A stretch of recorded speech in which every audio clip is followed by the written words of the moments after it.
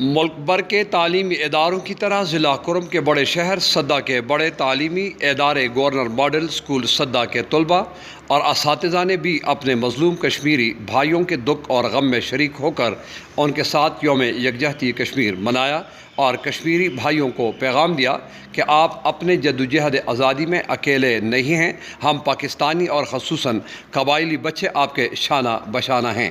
کشمیر کی آزادی میں ہمارے اسلاف نے قربانیاں دے کر کشمیری بھائیوں کو آزاد کشمیر تحفے میں دیا اور انشاءاللہ ہم قبائلی بچے اور طلباء مقبوضہ کشمیر کو آزاد کر کے ہندوؤں کے ظلم و ستم کے ستائے ہوئے اپنے کشمیری بھائیوں کو تحفے میں دے کر اپنے آباء و اجداد کی یاد تازہ کر دیں گے۔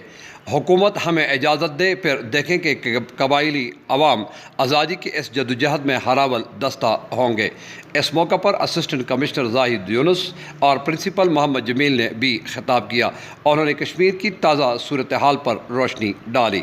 زاہد یونس نے کہا کہ مقبوضہ کشمیر کے عوام پر گزشتہ کئی دنوں سے بھارتی حکومت نے ظلم و بربریت کا ایک نہ ختم ہونے والا سلسلہ شروع کر دیا ہے، لیکن ہم بھارتی حکومت کو یاد دلاتے ہیں کہ آپ کب تک یہ ظلم و ستم ڈھاتے رہیں گے۔